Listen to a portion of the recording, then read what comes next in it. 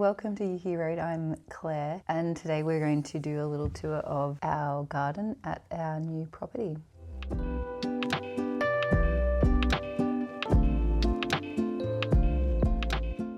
So we were living in this beautiful home. I had no garden. The house block was too small. I had 2 veggie pods. There was no room for anything. We had a pool and a strip of grass. It was very, very low maintenance, and it was probably great for a lot of people. But the longer we stayed there, the kind of sadder I got that I didn't have a garden to play in. And growing things just brings me so much joy. And it wasn't until I couldn't do it that I realized how much and how important a garden was in my life. And so we then decided to buy a block of land, 10 acres, go from like hardly anything to massive. Ultimately, the idea was to reduce our mortgage and be more self-sufficient, and that included having a beautiful garden. So we scrapped the plans to build and came across this amazing property that we are at today. So the property is on 2.5 acres, and it has a lot of beautiful established trees. We have lots of gums and a lot of fruit trees, so very blessed with the abundance of fruit trees that have been planted. We've got some exotics like fig trees and feijoas, olive trees, lots of apple trees, grapevines, all of the stone fruit you can think of, and lots of citrus. So really blessed that we've got some amazing established fruit trees. The veggie patch has a lot of shade, so we've got a little bit of clearing out there to do. There's some quite lovely oak trees there that have suckered. There's a lot of suckers throughout the property that we're pulling out. With a veggie patch, you need to have a lot of sunshine in order for the veggies to grow, and so it's too shaded for what our needs are at the moment. There is a lot of beautiful bush around our property. It just makes it a bit hard to have a lot of garden just because of the amount of trees that we have. Beehive as well, just in there.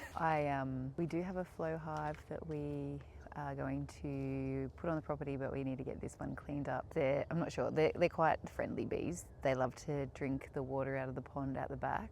Yeah, but they've that green that you can see there, that's a bit of artificial turf that's been thrown over a log, and they've found their little home in there. And then you can see the treehouse in the background there as well. So just walking down the side, down here, we're back to the front. This is the north side of the property, and it's just sand. It's very, very sandy here. No more. No more. Thank you. Full puppy life. Makes its way back in.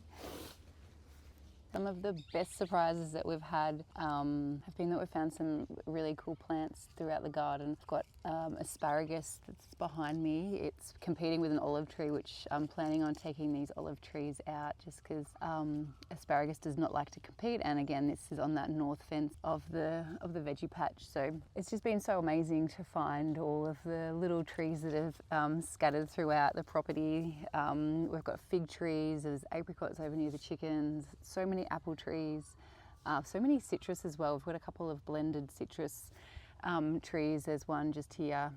I think that's a lemon/lime tree as well, and then we've got a few more over on the west side that I think are lemon, lime, and maybe an orange tree as well. So I'm really excited to see what pops up in spring. I think there's a fair few bulbs in the garden as well, so who knows what we'll find in the coming months. With this property is to have the ability to grow, oh my gosh, I would love to say 80% of our own food, but I know that's probably not realistic. In terms of vegetables, probably, and maybe some fruit and berries.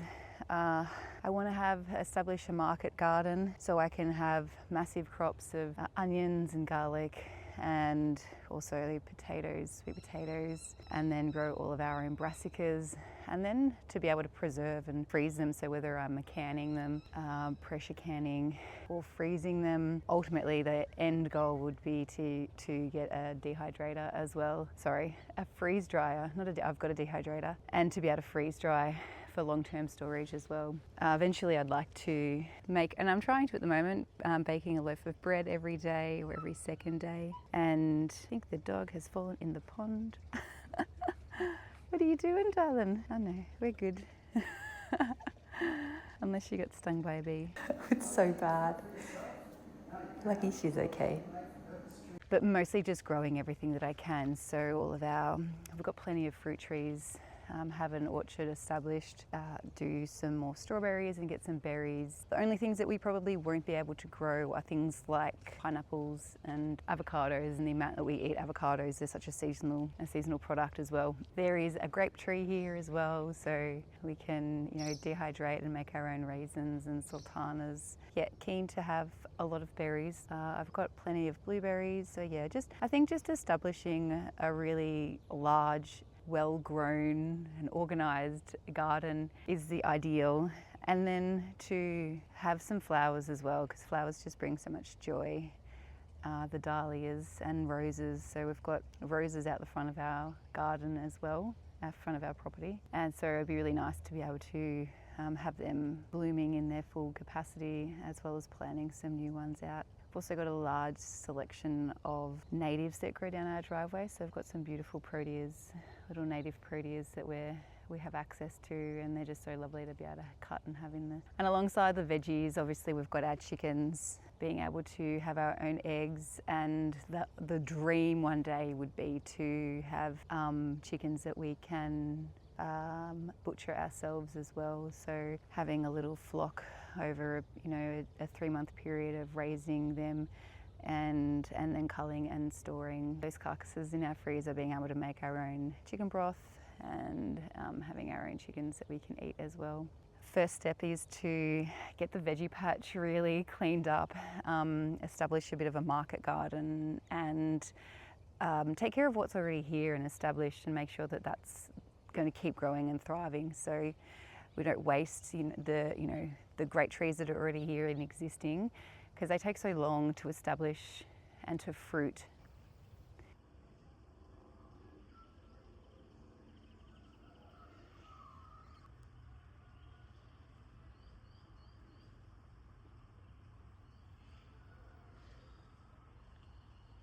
The garden also has a lot of beautiful roses and ornamental trees and flowers as well.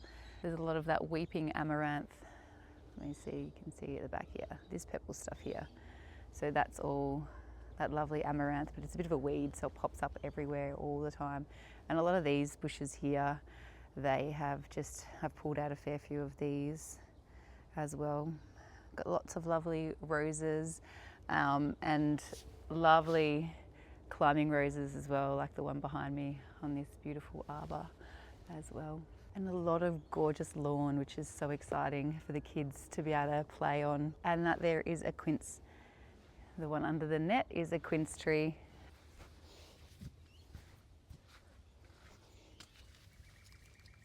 Crop this year was just terrible. I think the water chickens at the old house at the rental got into it once we were left, and we were sort of in between houses. So I had such dreams of canning all of my tomatoes, but this year it just didn't happen. I did freeze a fair few that I was able to grow. I had Amish paste in and some Rumsey cross, I think they were. But yeah, I don't know if it was just the season. They didn't do well at all, and so I was pretty devastated. But when we came to the house, they had some little tomatoes in pots here that Winnie is eating off the bush right now. And so they're just a little cherry tomato as well. But I did have some little cherries also in my veggie pod that they were self-seeded. I didn't grow those from seed, but I spent so much time and energy growing my tomatoes from seed this year, and I planted out, oh my goodness, I don't know, 30 plants maybe. Maybe I had too many. But yeah, they just did not produce. They had a lot of green, they had a lot of drop, and they just didn't ripen in time for us, which was, I thought, was quite late in the season for them to not be ripe and not be ready. So I don't know I'm not sure what happened, but anyway, so my plans of canning all of my tomatoes this year just did not happen. So I will can up a batch of the ones that I chucked in the freezer that I did. So I was just collecting them as they were ripe, because I never had enough to be able to do a big batch of canning in one go. So I was just popping them in a freezer bag, and I will can up those when I'm ready. We're on a bit of a sandy patch here, kind of sitting on a bit of a sandy dune.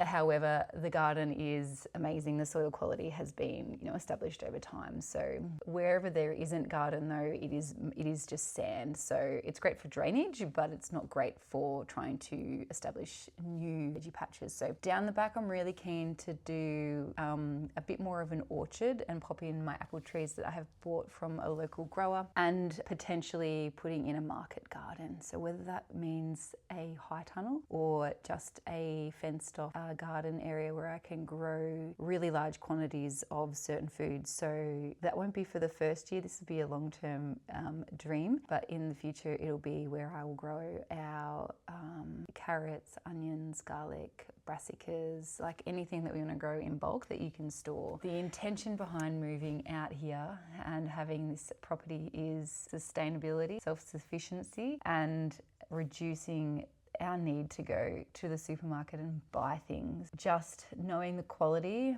that you can get at the supermarket. Like, there's a lot of food miles that go behind the things that we're purchasing, and it's getting more and more expensive. And we have, 3 children, 2 boys who do not stop eating.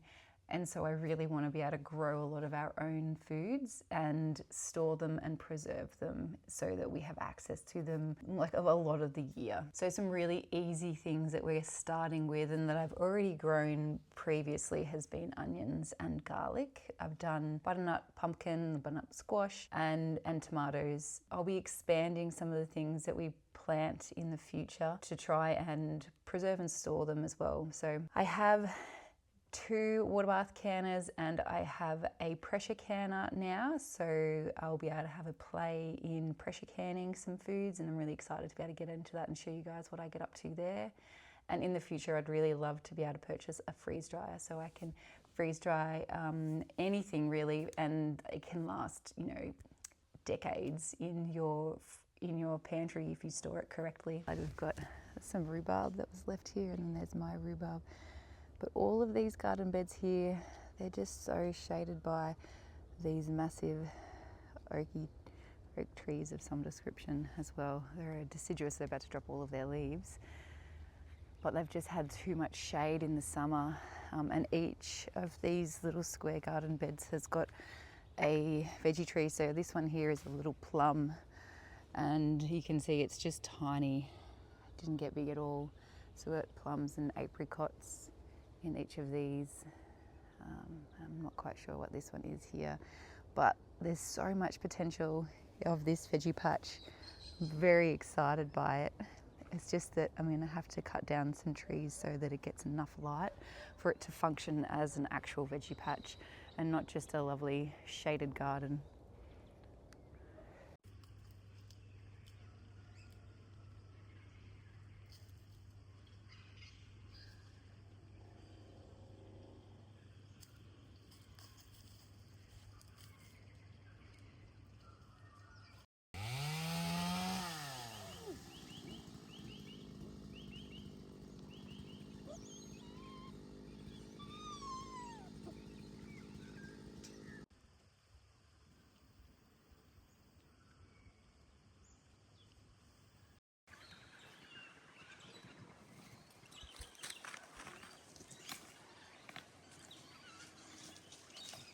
I've been pulling out all of my raspberries on the other side of here, but it's the raspberry vines and apple tree. It's just so overgrown in here.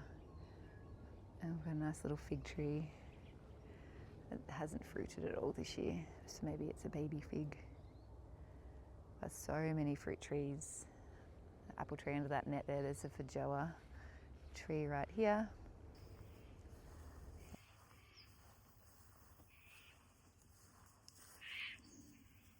all our dahlia pots over here now.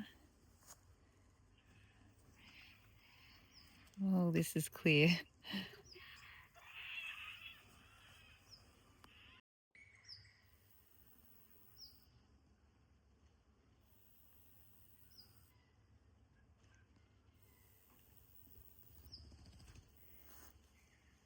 This tree will come down in a few weeks and all of this will be cleared out.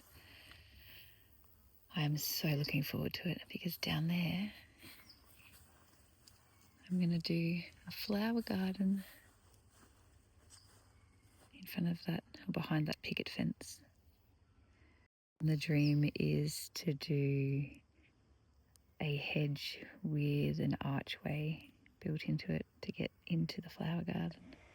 So the veggie garden and the garden in general, it's going to bring me so much joy. It's going to be a lot of hard work, but it's something that I really, really, really love doing, and so really keen and excited to share the journey with you guys as well. You can come and watch me fail and hopefully we have some sort of success as well in the garden and in the kitchen. But fermenting and preserving has always been a really good, fun thing for me to explore, and I love cooking. I've been making sauerkraut and kombucha for a very long time. It's not always been great, it hasn't always worked, and my last scrooby when we moved is all mouldy, so I'm going to have to get another one from my sister. But yeah, the fun and the joy that I get out of all of the stuff that we do in the garden, in the house, is something that I'm really excited to share with you all.